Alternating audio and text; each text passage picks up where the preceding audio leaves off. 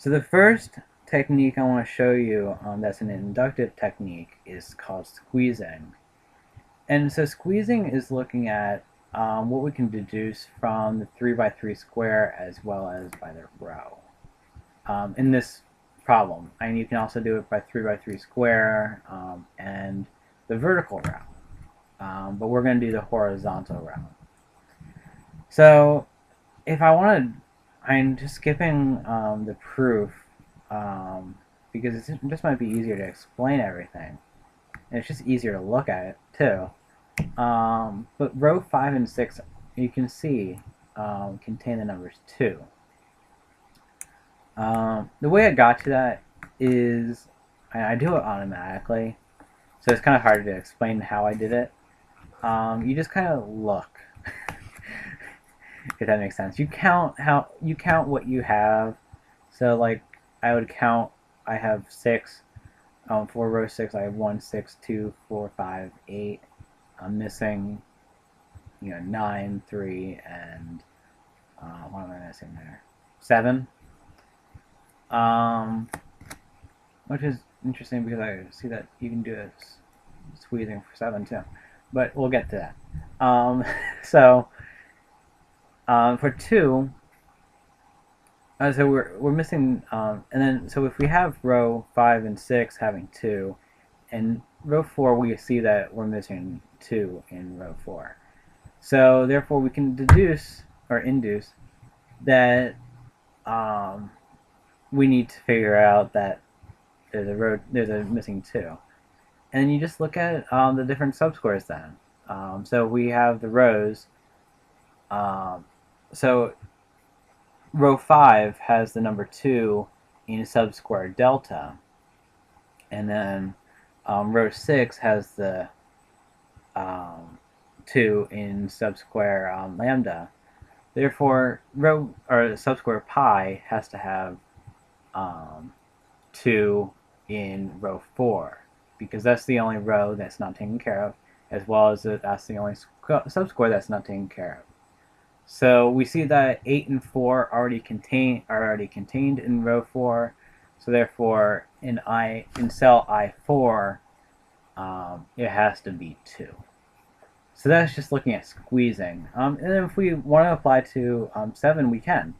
So we automatically see that in row 4,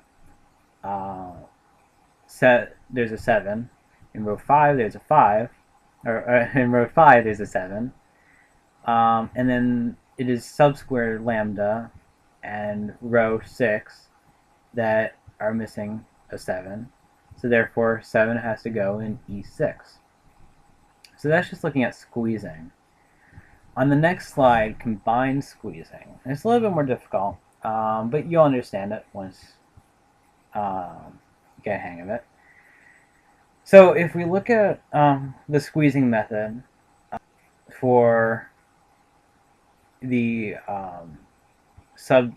remaining of the subsquares that are contained within GHI going vertically, that is, those subsquares, we see that 8, column H is missing an 8. And then when we get to this subsquare in the top right corner, we don't know where 8 is going right away, just by looking vertically for the vertical squeeze.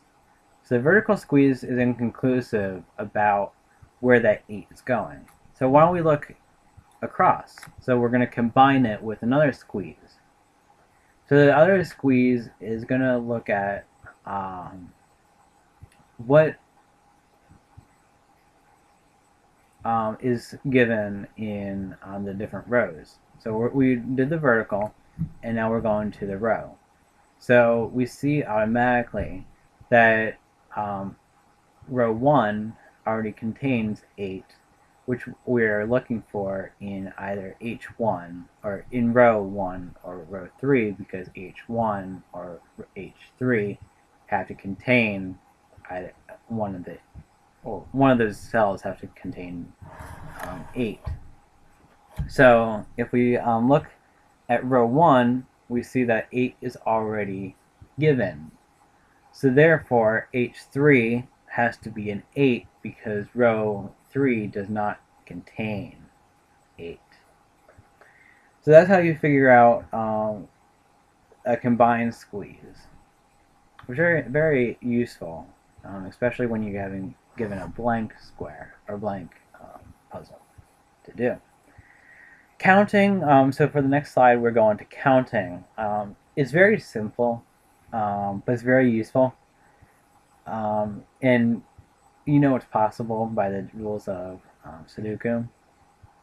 But counting is basically looking at, well, each row, column, 3x3 square contains the digits 1 through 9. So for each row, so say you have row A, you count the digits 1 through 9. Just go sequentially. You can also do it, number wise, or whatever way you want to do it. Just as long as you know that 1 through 9 are already contained in row A. And so you can count the digits for the each square, column, and row. So as I say, it's useful for inventorying, and it's very easy, but it's very useful. So don't forget that one. So for cross-hatching, you use this counting method.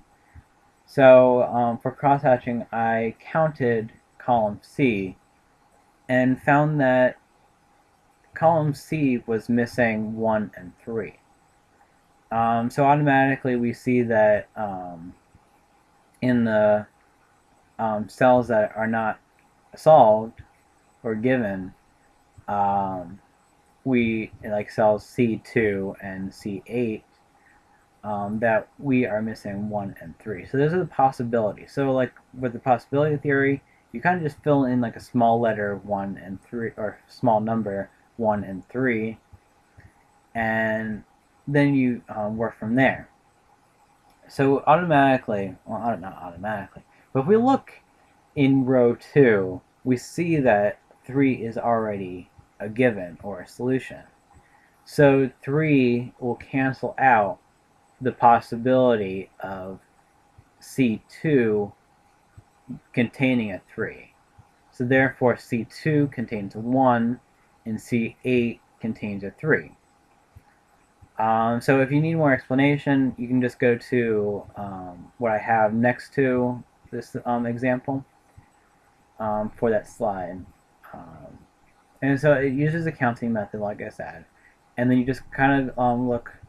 So if you go by vertical column, then you go by row to just do the intersection. And then the necessary rule, which is basically a very it's a more complex inductive technique. So we notice that in column H, row 9, that what are we looking for? That they both contain 7. And then we notice that subsquare omega does not contain the number 7. So what this is going to establish is that anything that is in column H and row 9 cannot be a 7. So that's why I color coded row 9 cancels out all those digits, and column H cancels out all the blue digits or the blue cells. So that leaves only one cell that can contain the number 7 because omega does not have number 7. Therefore, that leaves I7 to contain the digit 7. So by necessity. So you don't even have to know what is going in, which is why it's inductive logic, because you don't know what's going in the different, the H7, H8, and H9, nor do you know what's going in 9H or H9 and HI, or HI, I9, but you know that those can't contain 7, so 7 is left over And that's why it's necessary to have 7 going in I7. So as you can see, it's kind of a more complex inductive technique, but it's very useful. Like all these all these techniques are useful. So for these reintroducing possibilities, this is just a shortcut of the possibility theory. As you can see, I counted um, column D and found that it is missing 3, 6, and 9. So it's very similar to the cross-hatching technique. And I found that when I cross-hatched the intersecting rows of 1, 7, and 9, I found that 3 only fit in D7. And then I just worked from there. Or then after eliminating 3 from the other cells, I saw that 6 only fit in D1, which deductively meant that 9, which the digit 9 was left in D9. So the solution is given on the next slide. If you followed along, that's great. Otherwise, we have practice problems to go along with this. If you have any questions, feel free to ask either on the message board or email, whatever you prefer. And then for the notes, I just said that this isn't the only way to solve the problem, obviously.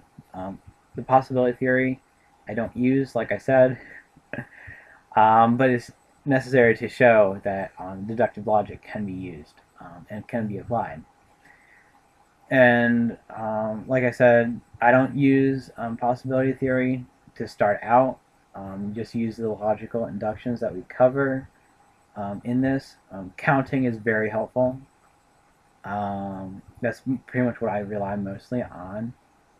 Because I'm not a skilled player, but I'm more than amateur. So, yeah, I use counting. I definitely use cross-hatching and squeezing. And when I can, I use combined squeezing and necessity rule. And those are very helpful, especially when you're given harder problems that do not have a lot of givens. So for the easy practice problems, I want you to complete those. And then try your hand at a medium practice problem. I didn't give you a hard or evil practice problem. And these are all given at Sudoku.com, which is a great site for trying to understand it. And what you can do there on that site is you can fill in and check your answer right away. So if you need more practice, I would highly suggest that site. And then I'm also going to give you the numbers of these practice problems so you can check your work as you go along, just in case you need that extra help. Alright, I hope that clarifies everything. It's been a pleasure, and take care.